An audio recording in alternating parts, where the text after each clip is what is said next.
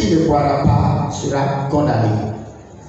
Donc clairement, il nous dit le chemin dont il a parlé déjà à Nicodème, quand il parlait avec Nicodème, celui qui croira et qui sera baptisé sera sauvé. Donc nous nous faisons baptiser parce que ça fait partie de notre salut. Si tu crois et que tu es baptisé, tu seras sauvé. Nous nous faisons baptiser, nous avons beaucoup de raisons, on ne va pas revenir sur toutes ces raisons-là, mais il faut déjà comprendre que nous faisons baptiser parce que c'est un nom du Seigneur, parce que cela fait partie du salut. Si nous voulons être sauvés, nous avons besoin aussi d'être baptisés. Il a bien dit aussi, c'est le baptême est une condition pour devenir disciple. Il dit, faites de toutes les nations des disciples, les baptisants. Et le jour de la Pentecôte, quand les gens ont accepté le Seigneur, la Bible dit, ils ont été baptisés et le nom des disciples s'est accru. Donc c'est une condition pour devenir disciple du Seigneur qu'il faut être baptisé. Il faut être baptisé non parce que c'est un peu essentiel, c'est pour le pardon des péchés. Le baptême est un symbolisme du lavement. Tu te laves. Il a dit dans le livre de Actes 22, verset 6, il a dit à Paul, qu'attends-tu? Lève-toi, sois baptisé et lavé de tes péchés. Donc le baptême est le symbolisme d'être lavé de ses péchés.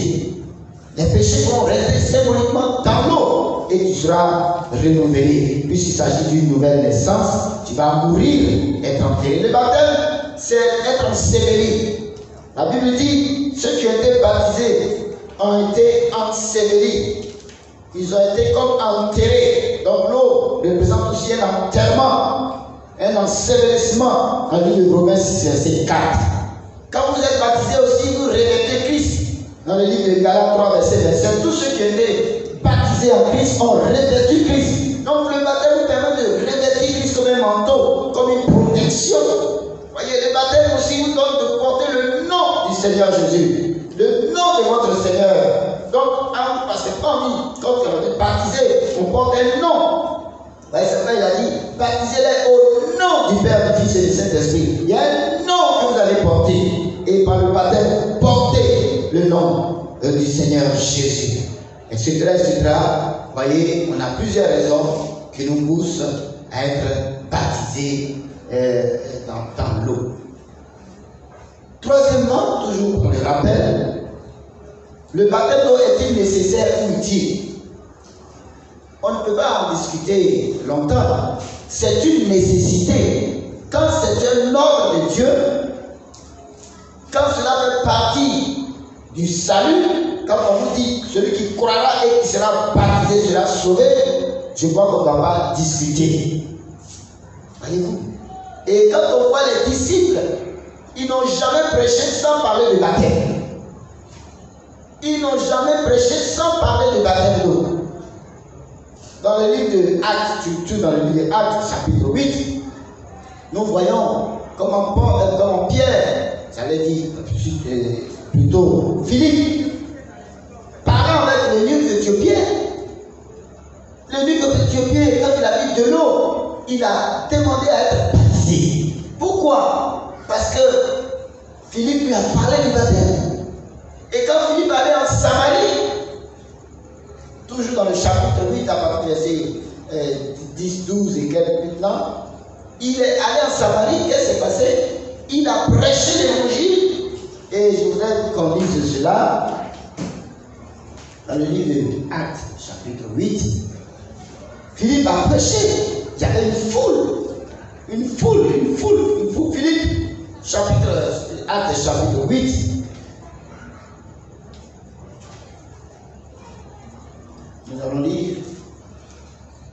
Mais quand ils crurent à Philippe, qui leur annonçait, ça c'est le chapitre 8, verset 12, la bonne nouvelle du royaume, quand ils crurent à Philippe, qui leur annonçait la bonne nouvelle du royaume de Dieu et du nom du Seigneur Jésus, hommes et femmes furent baptisés. Donc quand ils ont accepté le Seigneur, ils ont été baptisés. Voyez, Simon lui-même crut et après avoir été baptisé, il ne quittait plus Philippe et il voyait avec étonnement les miracles et les grands prodiges qui s'opéraient. Tous ceux à qui les apôtres ont prêché, ils leur ont annoncé Christ et ils les ont baptisés. Or, la Bible dit clairement dans Éphésiens 2, nous sommes fondés sur les apôtres et les prophètes. Notre témoignage doit être identique à celui des apôtres et des prophètes, parce que ce sont eux qui nous ont précédés, et la Bible dit que nous sommes fondés sur leur enseignement. C'est à eux que Dieu a donné les clés du royaume des cieux, et ils nous ont transmis ces clés-là à partir de la parole de Dieu. Donc il est important de s'appuyer sur ce que la parole de Dieu dit.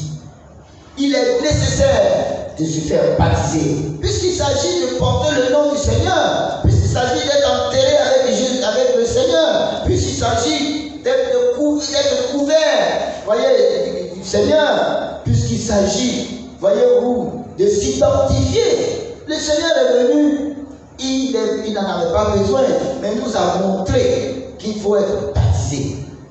Et nous devons suivre ses pas.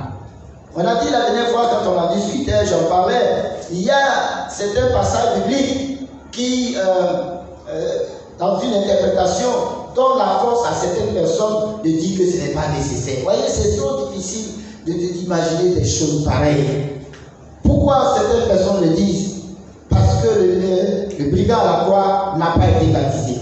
Mais si le Seigneur lui-même dit, celui qui croira et qui sera baptisé sera sauvé, et que le Seigneur, lui, avec le brigand à la croix, lui donne l'occasion d'entrer dans le ciel, vous qui en parlez là, est-ce que vous êtes le brigand à la croix? C'est ça. Ça, c'est, je vais parler humainement. Il n'y a pas dans le monde humainement, il n'y a pas de règle sans exception. Si le Seigneur dit c'est comme ça que vous devez faire, nous devons faire la même chose. Maintenant, si vous l'avez vu faire autre chose, vous n'allez pas conclure que ce qu'il avait dit n'a pas de sens. Approchez-vous de lui pour lui demander. Voyez, donc il ne faut pas conclure. Ce que tu peux faire, tu le fais. Tu n'es pas le brigand à la croix. Ça, c'est une partie. Deuxième chose, nous avons compris que le brigand à la croix son salut dépendait d'une dispensation qui devait prendre fin à la mort de Jésus. Donc, avant la mort de Jésus, beaucoup de gens mouraient, mais leur salut dépendait de la loi qu'ils avaient, la loi à laquelle ils ont obéi. Et Abraham, est-ce qu'il a été baptisé? Et Isaac et Jacob, ils n'ont pas été baptisés, mais leur salut, c'est-à-dire leur moyen de salut, la manière dont ils doivent être sauvés là, ça ne dépendait pas du baptême. Ce n'était pas ça. Donc on ne peut pas mélanger les choses. Abraham, tous ceux-là sont sauvés, mais ils n'ont pas été baptisés. Mais le baptême là prend effet à partir du jour de la Pentecôte. Mais déjà, quand Jésus est venu avec Jean-Baptiste, il a commencé à introduire le baptême. C'est pourquoi Jean-Baptiste a baptisé. Mais après la Pentecôte, les gens ont rebaptisé tout ce que Jean-Baptiste a baptisé. Voyez, donc il y a un nouveau baptême qui devait prendre effet. Si ça prenait fait avant, pourquoi on rebaptise ceux qui ont été baptisés par Jean? Ça veut dire que c'est après la Pentecôte que les choses ont pris effet, que le vrai baptême doit être fait et les vraies choses vont être faites. Le reste, les choses passées, c'était la loi et la transition entre la loi et la grâce. Donc Jean-Baptiste est en train de faire un baptême de transition, un baptême de repentance. Mais après ça, tous ceux qui ont été baptisés par Jean-Baptiste, qui ont été rencontrés par les apôtres, on les a rebaptisés. Ça montre deux choses. Ça montre qu'il y avait un temps de Jean-Baptiste et puis un temps maintenant de Jésus. Ça montre aussi que le baptême de Jean-Baptiste n'est pas valable. Et qu'il y a un baptême qui est valable. C'est celui que les apôtres vont administrer. Voyez-vous? Et c'est de ça que nous allons parler aujourd'hui. Et c'est de ça que nous parlons, bien sûr. Donc voici, le baptême donc n'est pas une utilité. C'est une nécessité.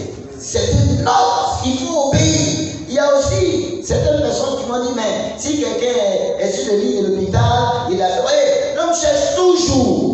Là où la Bible ne dit pas des choses, il veut dire ce qu'il va dire. Il y a des choses la Bible dit les choses cachées sont à l'éternel. Mais les choses qui sont claires, c'est pour nous. Il y a des situations. Toi qui es encore vivant, tu vas attendre à ce que tu sois sur le lit de l'hôpital pour te faire baptiser, pour accepter Jésus. Quand même.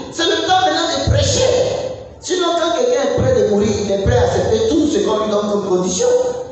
Voyez-vous, est-ce que sa conversion sur le lit de l'hôpital est vraiment importante, est vraiment profonde, est vraiment vraie? C'est Dieu seul qui le sait. Ce que nous savons, la Bible dit celui qui croit et qui est baptisé sera sauvé. Celui qui ne croira pas ne sera pas sauvé. Et la Bible a rebaptisé des personnes.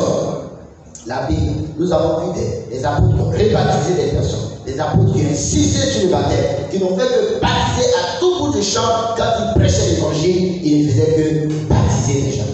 Car nous qui sommes aujourd'hui dans ce temps-là, la Bible nous a dit dans le livre d'Éphésiens 2, verset 20, c'est sur les apôtres que nous sommes fondés. Amen. Alors aujourd'hui donc, nous allons commencer la deuxième partie, qui est comment se faire baptiser. Et dans ce comment se faire baptiser, nous aurons qui doit être baptisé, nous aurons les différents modes de baptême, nous aurons aussi quand est-ce qu'il faut se faire baptiser et quel nom invoquer au cours du baptême d'eau. Voici les différents points que nous allons voir ce soir. Alors donc, nous commençons. Je reviens encore. En introduction, mes frères, tout enseignement biblique doit se fonder sur la parole de Dieu, sur des exemples précis, sur des exemples, 2 ou 3 exemples, des passages bibliques, 2 ou 3 et plus. C'est ça. Et non sur des raisonnements, et non sur des habitudes, et non sur des conseils qui ont été donnés, ou bien sur son ancienneté dans ce qu'il fait, et non sur ton expérience avec le Seigneur.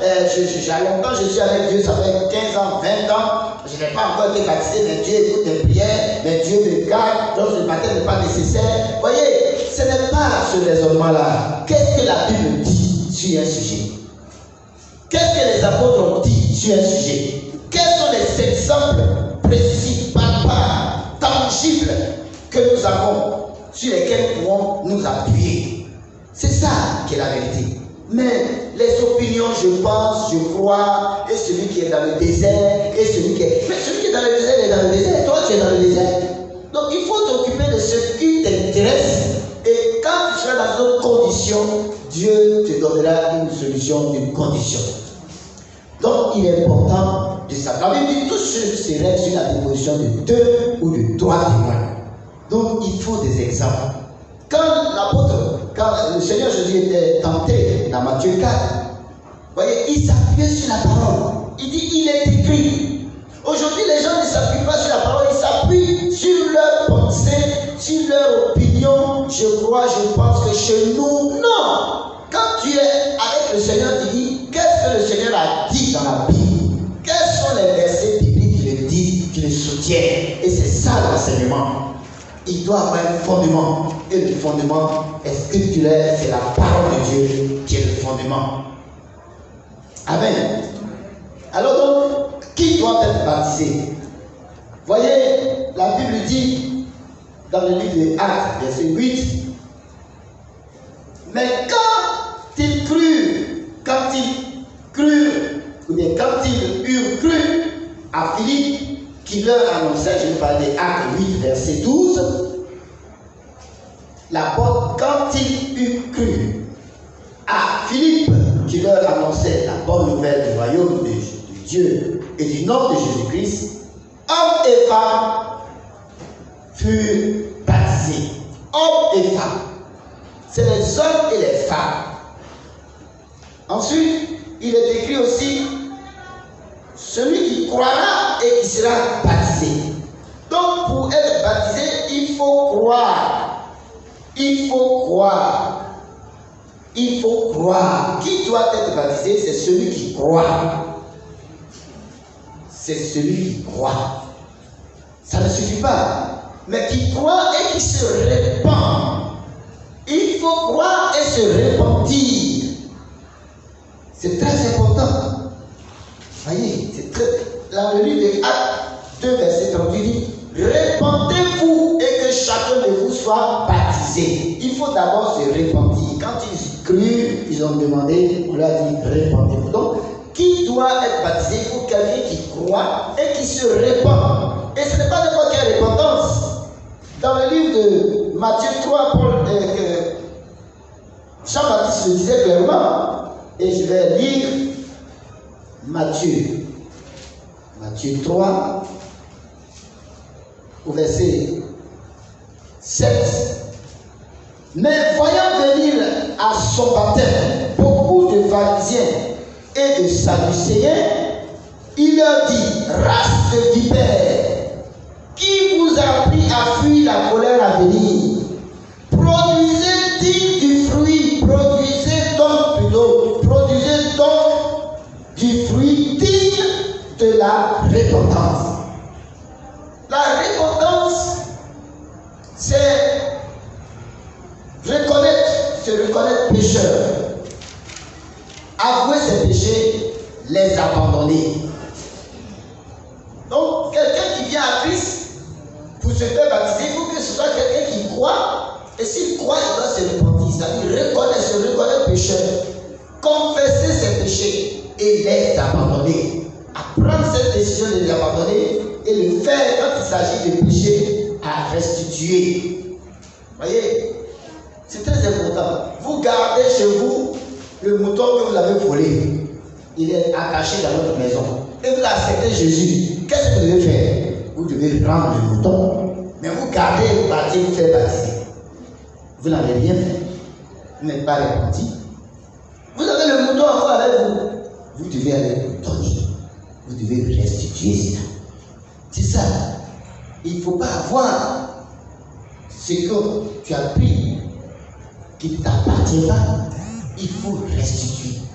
Il y a des choses qu'il faut restituer. Et c'est important pour se faire baptiser. Ceux qui doivent être baptisés, c'est ceux qui veulent être sauvés. Donc on ne voit pas un enfant dans cette affaire. Alors, on a vu des hommes et des femmes et des personnes qui doivent se repentir. Donc l'enfant qui a un âge où il peut se repentir, il peut se baptiser. Quelqu'un qui peut se repentir, si à l'âge de 7 ans, 8 ans, 9 ans, un enfant peut reconnaître ses péchés et demander pardon au Seigneur, il peut se faire baptiser. Mais un bébé, il ne peut pas, puisqu'il ne peut pas se repentir. Quelqu'un qui ne peut pas parler, quelqu'un qui ne sait même pas ce qu'il fait. Donc il faut quelqu'un qui a une certaine conscience pour qu'il puisse être baptisé. Voici ceux qui doivent être baptisés. Ils doivent croire, ils doivent se repentir, ils doivent avoir la volonté, voyez, de se faire, d'être sauvés. Deuxièmement, les différents modes de baptême. Oui, depuis la mort des apôtres jusqu'à nos jours, il y a deux modes de baptême. Deux modes de baptême, mais trois différents types de baptême. Mais on va parler d'abord des deux modes. Mode, j'entends mode par comment cela va s'effectuer dans l'eau. La manière dont cela va s'effectuer. Et nous avons le baptême par immersion et le baptême par aspersion. Immersion, c'est plonger dans l'eau, pour être immergé d'eau. Aspersion, vous n'entrez pas dans l'eau, mais on vous envoie de l'eau un peu sur votre visage. Voici les deux pratiques qui ont été faites. Mais la première pratique a toujours été la pratique de l'immersion. Parce que ceux qui ont été baptisés dans la Bible se sont toujours trouvés dans l'eau. Ils se sont toujours trouvés dans l'eau. Et cela est très important. Voyez, quand nous lisons Matthieu 3, verset 16, dès que Jésus eut été baptisé, il sortit de l'eau. Donc, nous voyons ici qu'il était dans l'eau.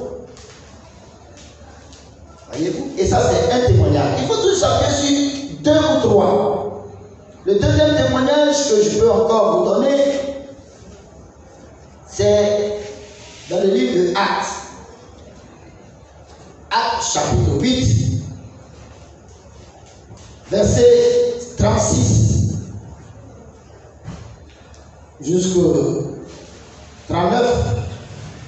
Comme il leur chemin, ils rencontrèrent de l'eau. Et l'eunuque dit, voici de l'eau. Qu'est-ce qui empêche que je ne sois baptisé?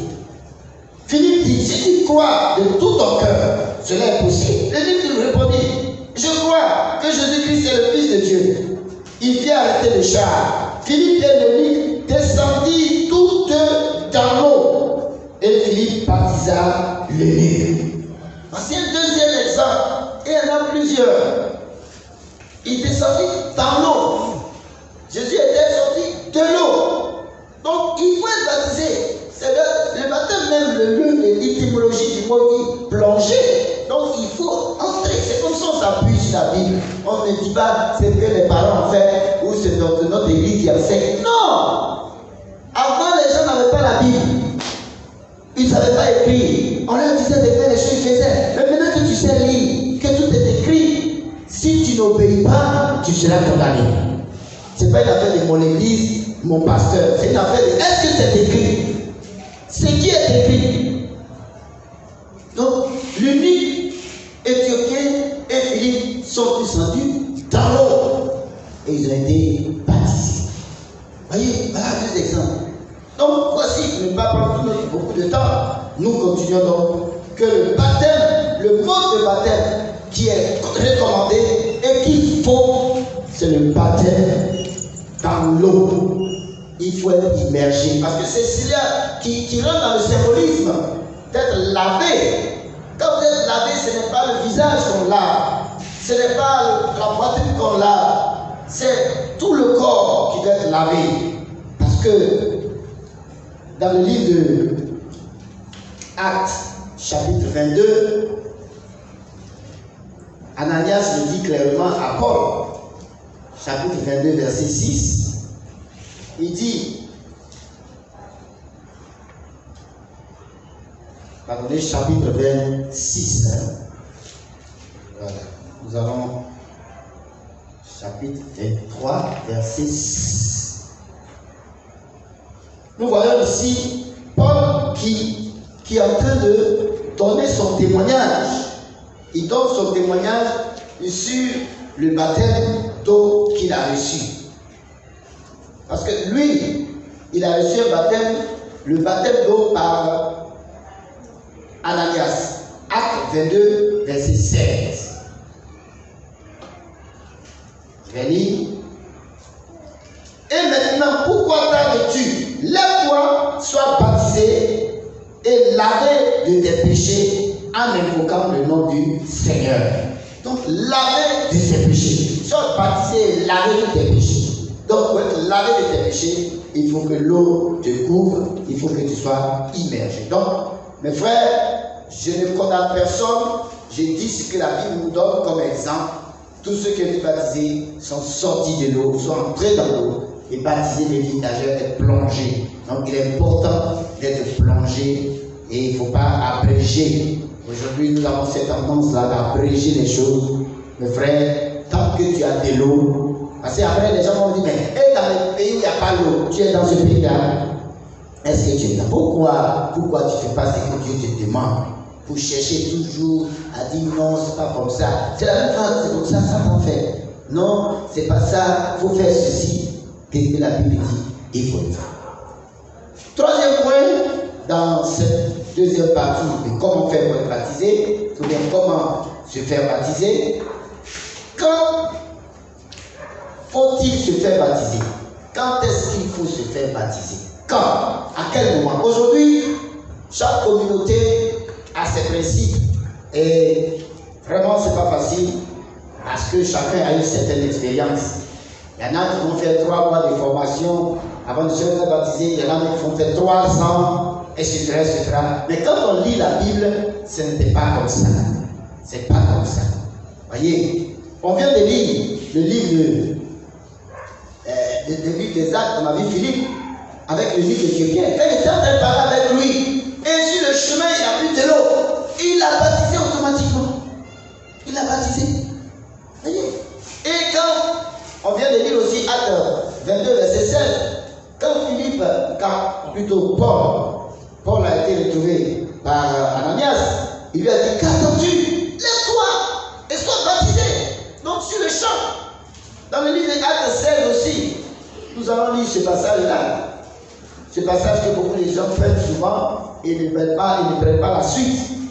Parce que on se rappelle que Paul et Silas ont été mis en prison et vers la nuit, tard dans la nuit ou bien au milieu de la nuit, ils étaient en train de prier et la prison, les fondements de la prison ont été ébranlés. Alors qu'est-ce qui s'est passé? L'eunuque, non pas l'eunuque, mais le geôlier de Philippe a failli se tuer. Paul avait déjà vu la révélation, il a dit non. Et il lui a dit, que faut-il faire pour que je sois sauvé? Il dit, crois au Seigneur Jésus et tu seras sauvé, ta famille et toi et ta famille. Il a cru. Non, on ne s'arrête pas là. On ne s'arrête pas là. C'est ça. Alors quand quelqu'un dit, crois et tu seras sauvé, c'est vrai. Mais qu'est-ce pour qui croit? Il y a des ceux, et nous allons voir cela. Ici, Paul répondit au verset 30, 31. D'abord, je lis le 30. Il est vite sorti et dit, Seigneur, que faut-il que je fasse pour être sauvé? Paul et Silas répondirent, crois au Seigneur Jésus et tu seras sauvé, toi et ta famille. Ça, c'est un message d'urgence pour attirer l'attention de ce geôlier-là. Mais vous pensez qu'on peut croire pour ses parents? On nous dit, tu crois, tu seras sauvé, toi et ta famille. Donc si je crois, ma famille est sauvée. Non. Mais je tranquillise la personne. Crois et tu seras sauvé. Mais quand on continue, et il leur annonçait quoi? Déjà qu'ils ont dit, crois, tu seras sauvé. Qu'est-ce qui s'est passé? Et il lui annonçait la parole du Seigneur, ainsi qu'à tous ceux qui étaient dans sa maison.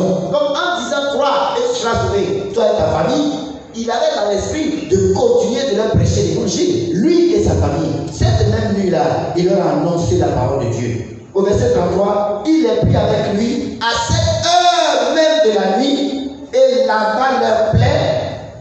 Et aussitôt, il fut baptisé, lui et tous les siens. Aussitôt, regardez un peu les choses. La Bible est claire. Mais comme les gens de ce jour, d'aujourd'hui, n'ont pas vraiment lu la Bible, voilà ce que nous avons. C'est pourquoi les discussions s'en vont. Voyez, et les discussions sont liées à nos communautés, au lieu que ce soit lié à ce qui est écrit. Voyez, je ne suis pas venu ici pour attaquer nos communautés, loin de là, mais pour présenter les faits, pour dire que on est baptisé quand on croit et qu'on est disposé, on se fait baptiser. Voyez-vous? Donc, tel que vous croyez et que vous êtes repenti sincèrement, vous pouvez vous faire baptiser en même temps. Le problème qui peut faire durer quelques jours ou une semaine, c'est le problème de la repentance. Parce que la repentance, quand elle est sincère et qu'elle n'est pas liée à des restitutions, vous pouvez faire en même temps le baptême. Mais, vous venez à Christ, et puis vous avez pris une fille, vous ne connaissez même pas où sont ses parents, puis vous vivez avec elle. Ses parents la cherchent, et vous avez entendu parler de Jésus. Qu'est-ce qu'il faut faire d'abord? Il faut restituer, il faut aller voir les parents. Vous dites, ah, vraiment j'ai pris votre fille, voilà ce qui se passe, faites ce qu'il y a à faire. Donc ça peut prendre du temps, parce que c'est la repentance. C'est la repentance qui peut faire durer le baptême. Mais quand on sait qu'on ne se reproche pas d'autre chose, comme des actions à restituer, le baptême doit se faire. Voyez, il doit se faire. Mais si on a des choses qu'on a encore, parce que quelqu'un est venu, un féticheur, il veut se donner au Seigneur, qu'est-ce que tu dois faire? Tu dois amener ce que tu as fait. Dans le livre de Actes 19, on voit clairement ici, plusieurs de ceux qui avaient cru venaient confesser et déclarer ce qu'ils avaient fait. Acte 19 à partir du verset 18. Donc ils viennent confesser, ils déclarent, et c'est après ça on peut les baptiser. Parce qu'il y a des repentances qui prennent du temps, il y a des repentances qui sont totalement instantanées. S'il n'y a pas de choses à restituer, on peut le faire. Donc voilà, sinon le baptême doit se faire automatiquement. Voyez-vous, si quelqu'un doit être baptisé, qu'il a un esprit en lui, il faut prier d'abord pour qu'il soit délivré. Donc ça peut prendre encore un temps de jeûne et de prière pour sa délivrance. C'est ce qui peut faire quand même quelques jours ou une semaine. Sinon, si quelqu'un est disposé, qui s'est repenti, avec le questionnement qu'on lui a donné, la queue d'âme qu'on lui a fait, on est disposé il est disposé, il n'y a pas de blocage, il se fait baptiser. voici, on peut se faire baptiser le même jour, quelques jours, en tout cas 1 ou 2 semaines, mais pas un programme de 3 mois. Parce que la Bible dit, pourquoi il faut se baptiser aussi rapidement. Il est dit dans Matthieu 28, verset 19, il dit, allez faire de toutes les nations des disciples, baptisez-les au nom du Père, du Fils et de l'Esprit et enseignez-leur. Il faut d'abord les baptiser avant de les enseigner. Mais aujourd'hui, beaucoup de gens enseignent avant de baptiser. Voyez, le premier, c'est l'enseignement, ça prend beaucoup de temps. Mais l'information, vous dites qu'est-ce qu'il faut pour être baptisé, ça peut prendre 1 semaine, 2 semaines. Ça, ce n'est pas un enseignement pour asseoir quelqu'un. Mais pour informer, pour donner l'information sur le baptême, ça peut prendre 2 jours, 1 jour, 2 jours, 3 jours, 1 semaine. Mais un enseignement pour qu'il fasse 1 an, pour passer en classe supérieure. À passer en classe supérieure, la Bible dit baptisez-les d'abord et puis vous les enseignez. Parce que le baptême, c'est naître. Il faut quelqu'un qui n'est pas né, tu vas l'enseigner. Comment? Il faut qu'il naisse d'abord, il voit d'abord, il a accepté d'abord et on lui donne un enseignement. C'est vrai qu'ils ont des raisons, parce que souvent quand on fait naître des gens, on les baptise, on ne les suit plus. Et donc, ils s'en vont rapidement. Donc, mais ce n'est pas quand même de raison pour quand même leur demander d'attendre pendant longtemps avant de se faire baptiser. Il faut donc les baptiser et les suivre pour leur donner des enseignements. Le dernier point, c'est quel nom invoquer au cours du baptême d'eau? Quel nom invoquer? Oui, il y a un nom à invoquer. Parce qu'en fait, le baptême même, il s'agit de porter un nom. Quand on dit on l'a baptisé, on lui a donné un nom. La Bible dit, nous devons tirer notre nom du Seigneur, c'est lui notre Père. Donc, quel nom invoquer? Quel nom invoquer? Il faut invoquer le nom. Nous allons donc lire dans le livre de Matthieu 28, verset 19.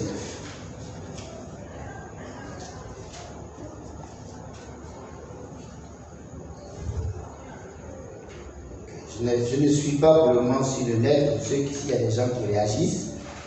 Donc si tu peux avoir des informations sur ceux qui réagissent, je vais les saluer et voir comment je peux suivre aussi, c'est important. Parce qu'il faut que je sache.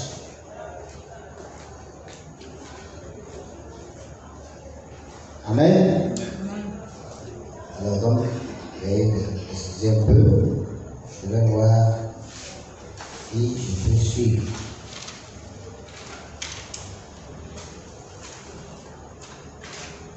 Ok, je ne suis pas pour le moment.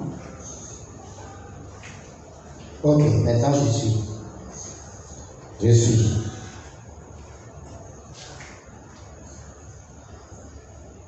C'est un peu en retard. C'est ça? Ok. Alors donc, baptême d'eau, suite et fin, c'est ça? Voilà. Alors je salue tous ceux qui nous suivent. Je les salue. Il y a mon époux, Ange, que je ne vois pas depuis un mois, qui est sur le net pour me voir. Il y a aussi ma fille Rachel, je crois, de Jésus, Rachel de Jésus. Que Dieu te bénisse. Et tous ceux qui nous suivent et qui vont nous suivre aussi, que le Seigneur vous bénisse. Matthieu 28, verset 19. Je vais lire. Il est écrit, excusez-moi,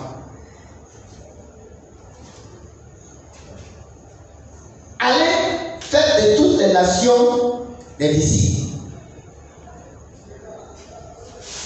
Allez faire de toutes les nations des disciples, les baptisant au nom du Père, du Fils et du Saint-Esprit. Donc, il dit de les baptiser au nom du Père, du Fils et du Saint-Esprit. Donc, ça veut dire les baptiser au nom du Père, au nom du Fils, au nom du Saint-Esprit. Parce qu'il doit porter un nom dans ce baptême-là. Et ce nom-là, c'est le nom du Père, le nom du Fils, le nom du Saint-Esprit. Mais, dans ce passage-là, nous avons beaucoup de révélations.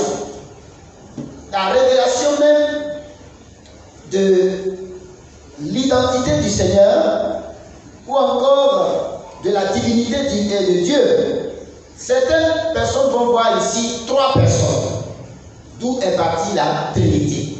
Le Père, le Fils et le Saint-Esprit, 3 donc personnes, d'où est sorti cet enseignement qui n'est pas dans la Bible. En fait, le mot n'est pas dans la Bible, mais en parlant du Père, du Fils, du Saint-Esprit, Jésus même disait mon Père, et je vais au Père, le Saint-Esprit. Donc, on voit toujours 3 entités ou 3 personnalités ou 3 aspects dans cette divinité où le Seigneur parle de son Père et parle du Saint-Esprit. Donc, en disant baptisez-les au nom du Père, du Fils et du Saint-Esprit, la chose qui transférait en premier, alors donc, dans cette affaire, il y a 3 personnes. Ça, c'est ce qu'on voit. Mais, est-ce qu'on voit des noms ici? On ne voit pas de noms. On voit effectivement Père, Fils, Saint-Esprit, mais on ne voit pas de nom. On dit le nom du Père, le nom du Saint-Esprit, du Fils, le nom du Saint-Esprit. Mais quel est ce nom-là? Parce que si on veut prendre ça littéralement, on voit 3 personnes ici et il y a 3 noms. Donc il faut aller chercher ces noms-là. Parce qu'en vérité, il m'annonce, voilà ce que vous devez faire. Alors nous allons suivre les disciples, les apôtres, qu'est-ce qu'ils ont fait? Parce qu'on a été baptisé au nom du Père, du Fils et du Saint-Esprit. S'il y a 3 personnes, il y a 3 noms. Alors, les disciples font partie. Et voici que dans le livre de Actes 2, verset 38, Pierre prend la parole. Quand les gens ont entendu le message de Pierre, ils ont dit au verset 37, après avoir entendu ce discours, il eut le cœur vivement touché. Et il dit à Pierre et aux autres apôtres, hommes frères, que ferons-nous? Et Pierre dit, répondez-vous et que chacun de vous soit baptisé au nom de Jésus-Christ à cause du pardon de vos péchés, et vous recevrez le don du Saint-Esprit. Pierre à qui Paul et Jésus a dit, baptise au nom du Père, du Fils et du Saint-Esprit. Voici Pierre qui va et qui baptise au nom de Jésus. Et ce jour-là, tous les disciples étaient là. Il y a un frère qui lui a dit, mais mon frère, tu n'as pas entendu, on t'a dit Père, Fils et Saint-Esprit. Où est le Père, Fils et où est le Saint-Esprit? Personne. Bon, on se dit que c'est ce jour-là. Mais quand on continue encore dans le livre de Actes 8, qu'est-ce qui va se passer? Actes 8 à partir du verset 14. Les apôtres qui étaient à Jérusalem ayant appris que les Samaritains, la Samarie avait reçu la parole de Dieu, y envoyaient Pierre et Jean. Ceux-ci arrivaient chez les Samaritains, prièrent pour eux afin qu'ils reçoivent le Saint-Esprit. Car ils n'étaient pas encore descendus sur aucun d'eux, ils avaient seulement été baptisés au nom du Seigneur Jésus. Ah, ici encore, Pierre a baptisé au nom de Jésus les Juifs qui étaient à Jérusalem. Maintenant, on va à Samarie. Philippe, l'évangéliste, est allé baptiser encore au nom de Jésus. Bon, on va chercher encore. On continue dans le livre de Actes 10. Actes 10, à partir du verset 47. Alors Pierre dit, peut-on refuser le nom du baptême à ceux qui ont reçu le Saint-Esprit aussi bien que nous? Il ordonna qu'ils soient baptisés au nom du Seigneur, sur quoi ils le prièrent de rester quelques jours après, auprès d'eux. Ici encore, je connais le païen, il a déjà été baptisé au nom du Seigneur. On ne voit plus baptiser les gens au nom du Père, du Fils et du Saint-Esprit. Ça n'existe plus. Pourquoi? Qu'est-ce qui se passe? On continue encore dans le livre de Actes 19. Actes 19, verset 1. Pendant qu'Apollos était à Corinthe, Paul, après avoir parcouru les hautes provinces de l'Asie, arriva à Éphèse. Ayant rencontré quelques disciples, il leur dit, avez-vous reçu le Saint-Esprit comme vous avez cru? Ils lui répondirent, nous n'avons pas même entendu dire qu'il est un Saint-Esprit. Et il dit, de quel baptême avez-vous été baptisés? C'est sérieux ça. Il répondit, du baptême de Jean. Alors Paul dit, Jean a baptisé du baptême de repentance, disant au peuple de croire en celui qui venait après lui, c'est-à-dire en Jésus. Sur ces paroles, ils furent baptisés au nom du Seigneur Jésus. Si le baptême n'était pas important, pourquoi ils ont repris le baptême? Et maintenant ils ont rectifié. Ce n'est même plus encore le baptême au nom du Père, du Fils et de l'Esprit, mais c'est le baptême au nom de Jésus. Il y a un problème. Pourquoi? Alors, on peut donner encore des exemples. Même l'apôtre Paul, qui est venu, on l'a baptisé aussi au nom de Jésus.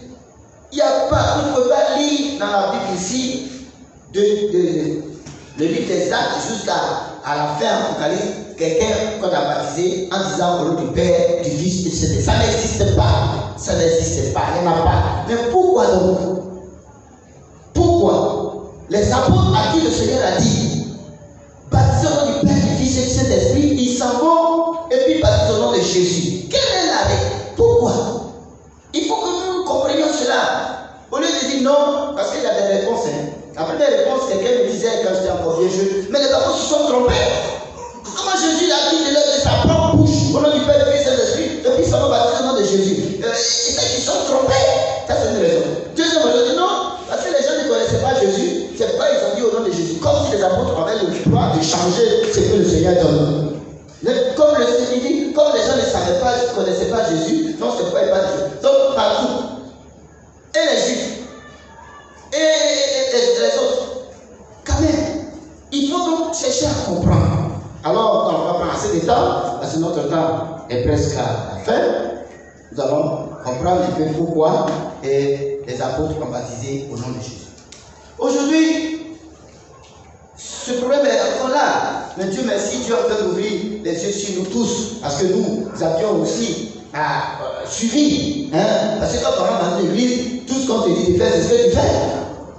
Mais mon frère, la Bible dit qu'il faut éprouver les esprits. Il faut vérifier. Il faut lire. Oh, nous sommes dans un monde où les écritures sont là. Dans le portable, on a tout aujourd'hui. Mais il faut vérifier. La Bible n'a jamais donné un rapport ou un exemple où quelqu'un, quand on baptisait, on dit Père, Fils et Esprit, ça n'existe pas. Mais pourquoi donc les apôtres ont dit Jésus, Jésus? Mais cela se comprend. Non, pas un tableau, mais nous avons fait un tableau. Le Seigneur a dit allez, baptiser les. On va s'appuyer sur le 28. On allait faire sur un tableau, on va mettre. Voilà ce que le Seigneur a dit. Baptiser les gens au nom du Père, du Fils et du Saint-Esprit. Et les apôtres sont partis, ils ont baptisé au nom de Jésus. Qu'est-ce qui se passe? J'aurais bien voulu qu'on ait un tableau. Si vous pouvez le faire, venir, ça va nous faire du bien. Est-ce que vous avez aussi un marqueur tableau aussi? Donc, alors, Jésus dit de sa bouche, baptiser les gens au nom du Père, du Fils et du Saint-Esprit. Les apôtres, partout ils sont baptisés, ils ont baptisé au nom de Jésus. Y a-t-il compatibilité ou y a-t-il contradiction? Il faut comprendre. Il n'y a pas de contradiction. Si je vais aller droit au but. Il n'y a pas de contradiction. Les apôtres n'ont fait qu'accomplir ce que le Seigneur leur a dit de façon voilée. Voyez, plusieurs fois le Seigneur a dit des choses de sa bouche, mais les apôtres ont accompli autrement si nous voulons tenir compte de la littérature. Alors la Bible dit, la lettre tue, mais l'esprit vivifie. Les apôtres étaient présents. Nous, aujourd'hui qui parlons, on n'était pas présents. Donc ce sont eux qui vont bien nous expliquer. Ce n'est pas nous qui allons changer les choses. Voyez-vous? Pour interpréter ça autrement par rapport à une doctrine qu'on voulait coller. Parce que souvent quand nous avons une idée arrêtée, on veut coller tout à cette idée-là. On veut attacher tout à cette idée-là. Mais nous devons répondre à cette problématique. Les apôtres ont reçu l'ordre de Jésus de baptiser au nom du Père, du Fils et du Saint-Esprit. Et ils sont allés baptiser au nom de Jésus. Pourquoi? Amenez ça bien ici. Ok, merci. Pourquoi?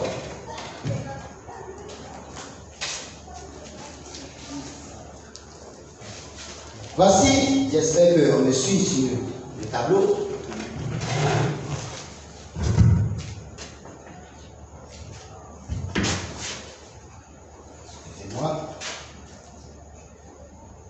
voir l'autre marqueur. Matthieu 28, verset 19. Acte 2, 38. Acte 8, 16. Acte 10, 40. Ça en a combien? 47. 47. Acte 19. 6, etc.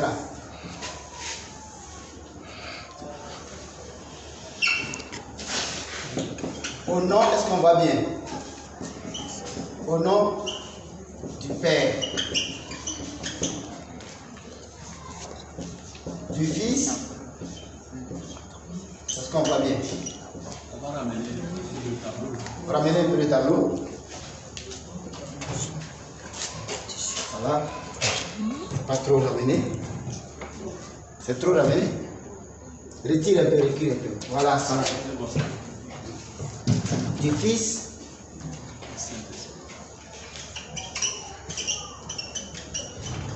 du Saint-Esprit.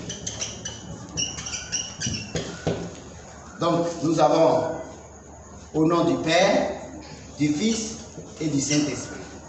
Ici, vous avez au nom de Jésus. Alors, y a-t-il contradiction? Merci. Donc, voilà. Au nom du Père, du Fils, du Saint-Esprit.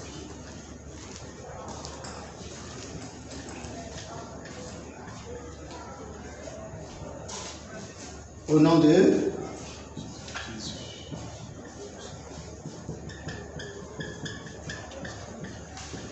y a-t-il contradiction?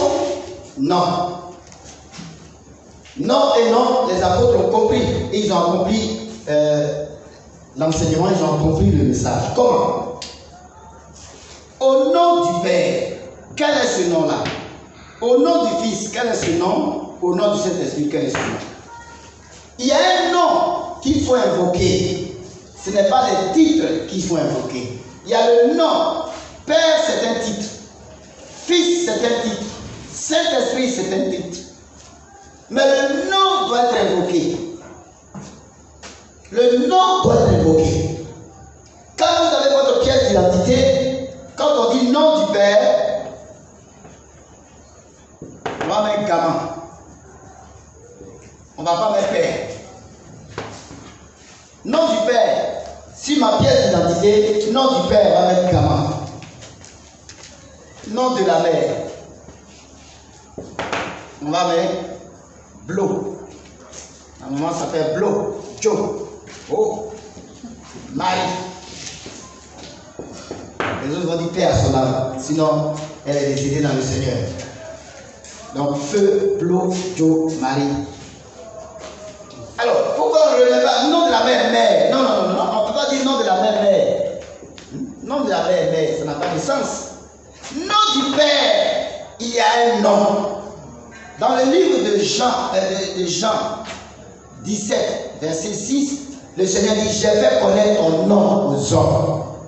J'ai fait connaître ton nom aux hommes. Donc le nom que Jésus nous a fait connaître, c'est quel nom? Est-ce que c'est Jéhovah? Jésus n'a jamais parlé de Jéhovah. Voyez, mais il dit, il a fait connaître le nom du Père aux hommes. Il a fait connaître ce nom-là. Donc il va connaître ce nom-là. C'était quel nom? Le nom du Fils. Dans le livre de Matthieu 1, verset 23. Est-ce que c'est 23? 21, 23 dit, tu lui donneras, elle enfantera un fils et tu lui donneras le nom de Jésus. Donc le nom du Fils, c'est Jésus. Donc on a Jésus, le nom du Fils. On connaît le nom du Fils. Mais le nom du Père, on ne connaît pas. Le nom du Saint-Esprit, on ne connaît pas. Le Seigneur a donné quoi? Une équation à deux inconnus. C'est une équation. Donc c'est réservé à ceux qui sont mis à part. Il a dit, il a caché ces choses aux sages et aux intelligents et il les a révélées à ceux qui l'aiment, ceux qui sont mis à part. Il dit, baptisé au nom du Père. Donc il ne faut pas aller comme ça, je te baptise au nom du Père. Mais quel nom? Quel nom tu dis? Quand tu baptises quelqu'un dans l'eau, tu dis, je te baptise au nom du Père, du Fils et du Saint-Esprit. Mais quel nom tu as invoqué? Aucun nom. Aucun nom. Quand tu dois chasser un démon, c'est quel nom tu dis? Au nom du Père, du Fils et du Saint-Esprit, sort, il ne sortira jamais. Mais le nom du Père, il y a un nom. Le nom du Fils, il y a un nom. Le nom du Saint-Esprit, il y a un nom. Le nom du Père, le Seigneur dit, j'ai fait connaître ton nom. Dans le livre de Jean encore, Jean 14, dans le livre de Jean 14, nous allons, je vais prendre précisément le verset, Jean chapitre 14, verset 26, il dit, le Saint-Esprit que le Père enverra en mon nom. Voyez, il dit, je suis venu au nom de mon Père. Le Fils porte le nom de qui? Le Fils porte le nom de son Père. Et le Saint-Esprit est venu aussi au nom du Fils. Donc le nom du Saint-Esprit, c'est Jésus. Le nom du Père, c'est Jésus. Si vous lisez Philippiens 2, verset 9, il dit c'est pourquoi Dieu lui a donné le nom qui est au-dessus de tout nom. Le nom qui est au-dessus de tout nom, là, qui porte ça? Il dit, dans le ciel, sur la terre, sous la terre. Il n'y a pas deux noms dans le ciel. C'est le nom que Dieu porte qui se trouve au-dessus de tout nom dans le ciel. Et Dieu, son nom qu'il porte, il a donné ce nom-là à Jésus. C'est pourquoi Jésus, au nom de Jésus, tout genou fléchit dans le ciel, sur la terre, sous la terre. Jésus porte le nom de son Père. Le nom de Jésus, c'est le nom du Père. Le nom de Jésus, c'est le nom du Fils. Le nom de Jésus, c'est le nom du Saint-Esprit. C'est pourquoi il est écrit dans le livre de Actes 4, verset 12, il n'y a sous le ciel aucun autre nom qui nous a été donné par lequel nous devons être sauvés. Il n'y a pas de nom. Il n'y a pas de nom. Et je vais vous parler d'un autre passage biblique assez clair dans le livre de Actes 10, verset 43. Actes 10, verset 43 que je lis, qui est fort ici, qui est fort, très très fort, qui parle du nom de Jésus. Acte 10, verset 43, je vais le lire. On dit ici, tous les prophètes rendent de lui le témoignage que quiconque croit en lui reçoit par son nom le pardon de ses péchés. Quiconque croit en lui reçoit par son nom. Il n'y a pas de nom. Le nom que Jésus porte, c'est le nom du Père, c'est le nom du Fils, c'est le nom du Saint-Esprit. Les apôtres ne se sont pas trompés. Les apôtres ne sont pas allés contre Dieu. Ils ont accompli ce que le Seigneur leur a donné. Il leur a posé un problème, ils ont répondu. C'est pourquoi quand Pierre parlait, Barthélemy n'a rien dit. Jean n'a rien dit. Philippe n'a rien dit. Tous ceux-là qui étaient là n'ont rien dit. Parce qu'ils ont reçu le Saint-Esprit. Eux, ils ont reçu l'Esprit authentique. Et c'est nous là. On ne peut pas douter de notre esprit. Nous, on peut douter de notre esprit. Mais eux, ils ont l'esprit authentique. Et s'ils ont écrit que le Seigneur n'a rien dit jusqu'à nos jours, c'est nous qui allons changer ça. Alors que chacun de nous, vraiment, déplaçons les travaux, s'il vous plaît.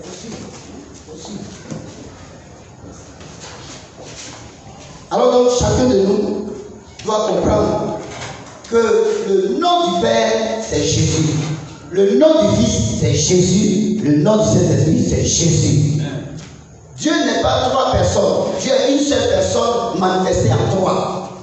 Manifestée en trois manifestations, en trois, j'allais dire, ministères. C'est pourquoi, même ceux qui parlent de la Trinité devaient être d'accord avec moi, puisque la Trinité c'est trois en un. Donc ils ont un seul nom.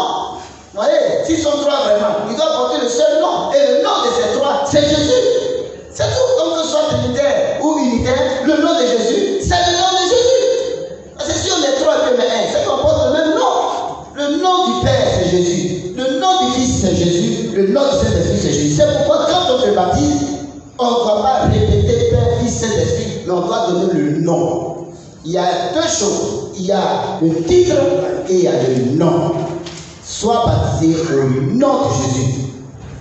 Quand vous lisez il y a beaucoup de passages de Bible qui nous parlent de ce nom-là, qui est au-dessus de tout nom, dans le ciel, sur la terre et sous la terre. Donc on peut dire le nom du Père, du Fils et du Saint-Esprit. Alléluia. C'est ça. Dans le ciel, c'est le Père. Sur la terre, c'est le Fils. Le Saint-Esprit, lui, va partout. Il est partout à l'intérieur, il va en bas. Donc, le Père, le Fils et le Saint-Esprit, c'est le seul nom qui nous a été donné. C'est le nom de Jésus. Donc, voici l'enseignement qu'il fallait donner. C'est pas facile. Ça bouleverse beaucoup de choses que les gens ont vu depuis longtemps.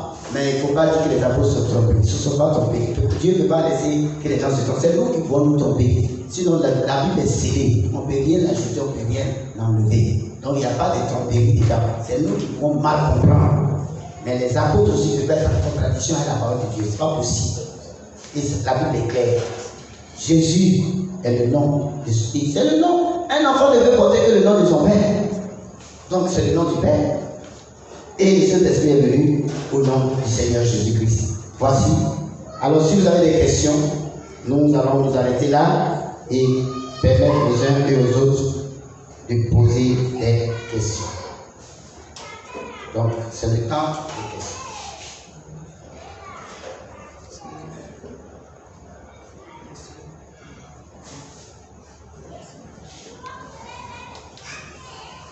Nous attendons vos questions.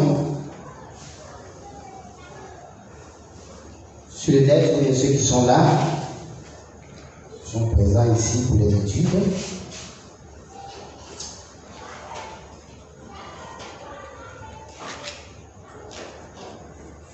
Moi, je ne vois pas très bien ceux qui me suivent.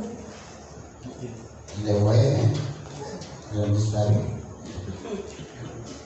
Les portails qui picotent. Alléluia. Dieu est fidèle.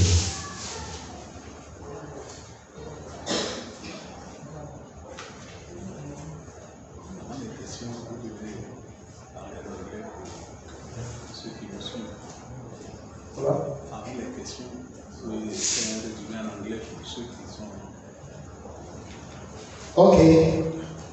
Et c'est possible, effectivement, je les contacte en anglais, je contacte anglophone.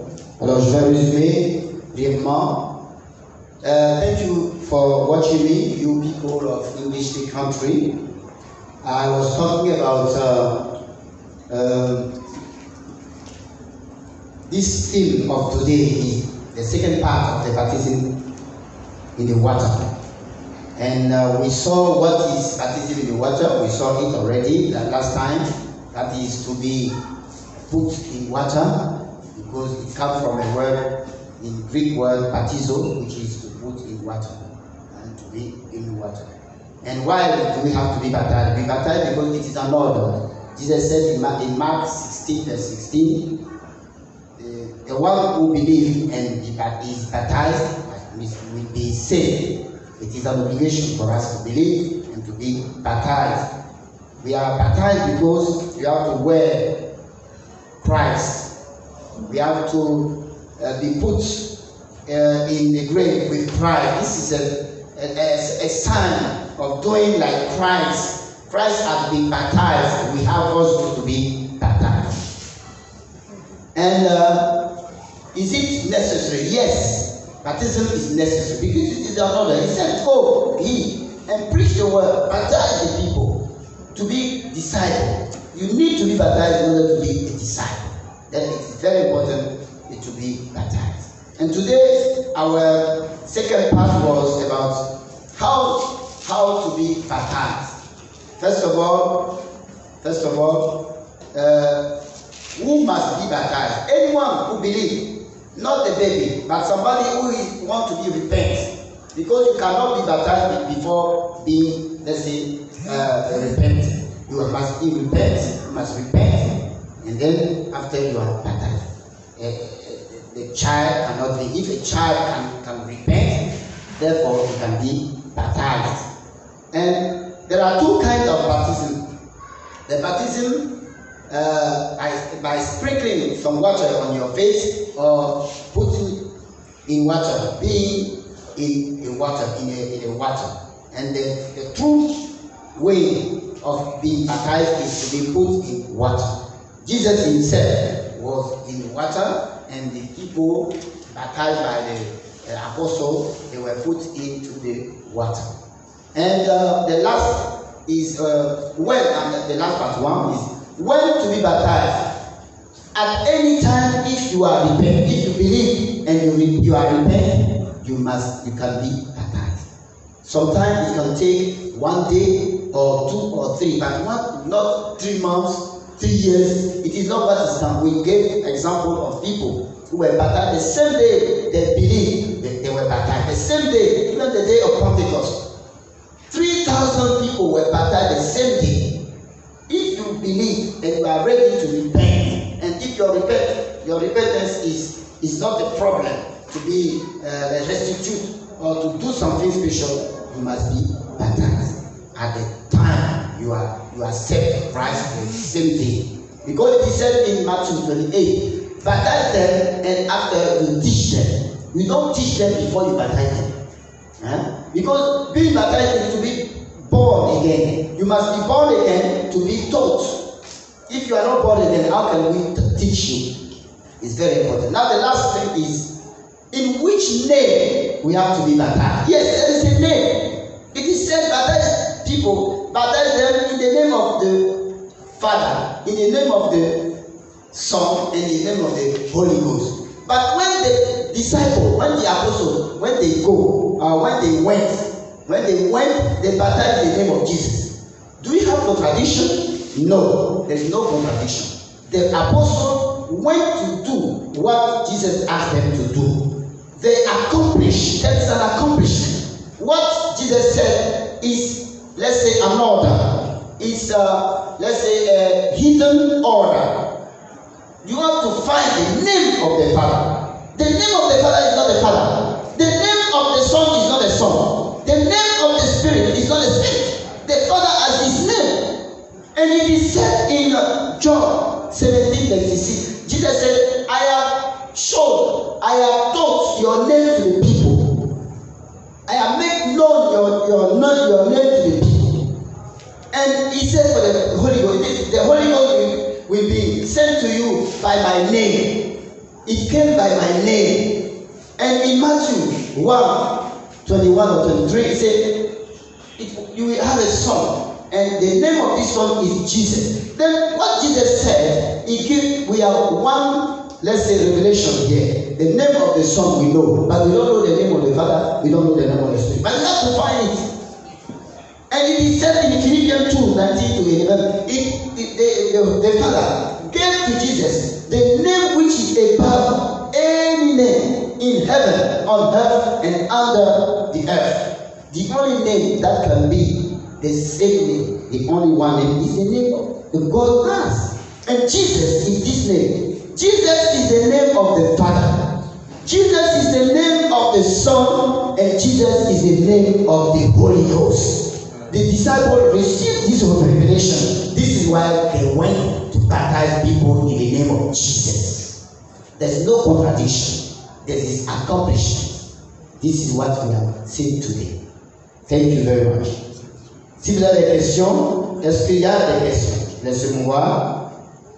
Certaines personnes affirment que les disciples baptisaient au nom de Jésus pour le faire connaître, mais maintenant le monde le connaît. Donc on peut baptiser au nom du Père, du Fils et du Saint-Esprit. Ce sont des explications qui n'ont pas de fondement biblique. Donc on ne peut pas répondre à des explications qui n'ont pas de fondement. Il faut donner un verset. Qu'est-ce qui prouve que les autres ne connaissaient pas comment baptiser? Non, il dit baptiser les gens. Et la Bible, on vient de lire. Je vous ai lu et je vais vous le lire. Ça, c'est très fort ici. On va lire dans le livre de Actes 10, verset 43. Tous les prophètes rendent de lui le témoignage que quiconque, est-ce qu'on dit les juifs ou bien les païens, quiconque croit en lui reçoit par son nom le pardon de ses péchés. Est-ce qu'on a parlé des catégories des personnes? Il n'y a pas de catégorisation. Quiconque croit en lui. Quand la Bible dit Dieu a tant aimé le monde afin que quiconque croit en lui, qu'il a donné son Fils unique afin que quiconque croit en lui. Et c'est quiconque là, on parle des juifs. C'est tout le monde. Le plan du salut n'est pas divisé, il n'est pas subdivisé. Le plan du salut est valable pour toutes les nationalités. Dieu n'a pas fait un plan pour les Juifs, un plan jamais. Jamais. Même quand Dieu a choisi les Juifs, il sauvait les non-Juifs par le plan qu'il a donné aux Juifs. L'étranger qui était dans la maison du Juif devait se soumettre au plan des Juifs. On ne dit pas non, comme il est Juif, il ne fait pas sacrifice d'animaux. Ça n'existe pas. Et aujourd'hui, le Seigneur nous donne le plan pour être sauvé. Quelqu'un va dire non, ça c'est pour ceux-là. Vous voyez, Satan a des stratégies. Ne tombons pas dans les pièges de Satan. Ce qui n'est pas écrit n'est pas pour nous. C'est ce qui est écrit qui est pour nous. Amen. Alors, est-ce qu'il y a encore? Ngorakwa, merci aussi à vous de nous suivre et de partager les directs. Ah oui, il y a quelqu'un, bon, je crois bien. Je n'ai pas bien vu. Ok, merci docteur Akolo Amos. Et je vous remercie aussi la prophétesse Alice. Et il y a Lévi Marvin qui n'est pas là, mais on le voit ici. Alors, Ngorakwa, je dis merci beaucoup mon directeur. Mais c'est normal, nous devons enseigner et prêcher l'évangile dans sa profondeur. Donc voici, en quelque sorte, en quelques mots, parce que vous pouvez aller dans les détails même, en résumé, ce que je viens de donner est un résumé avec des passages bibliques. Alors nous allons donc nous arrêter là. Je voudrais vous saluer tous et ceux qui vont suivre après aussi. Et si vous pouvez poser des questions aussi, hein, vous pouvez poser des questions après, et par la grâce de Dieu, si je vois, je vais répondre. On va prier. Seigneur, merci encore une fois, merci pour cette grâce, merci pour ce privilège que tu nous donnes. Merci parce que tu nous enseignes des choses profondes pour que les autres comprennent, pour que les autres voient, pour que les autres sachent que les apôtres ne se sont pas trompés, qu'il n'y a pas deux sortes de baptême. La Bible dit qu'il y a un seul baptême. Et si les gens se sont rebaptisés, c'est que cette nuit-là, je prie que tu touches le cœur de certaines personnes qui auront compris et pour pouvoir reprendre le baptême. Parce que le baptême qu'il faut, c'est le baptême où le nom est invoqué et non où les titres sont invoqués. Le nom de Jésus-Christ doit être invoqué dans le baptême. Parce que c'est le nom qui est au-dessus de tout nom. C'est le seul nom par lequel nous devons être sauvés. Et le baptême étant aussi un moyen d'être lavé de ses péchés, un moyen d'être mort avec Jésus, il faut que ce nom-là soit invoqué. Merci pour la révélation. Merci pour ceux qui vont suivre, qui vont comprendre. Et merci parce que tu vas leur donner l'occasion au nom de Jésus-Christ. Amen.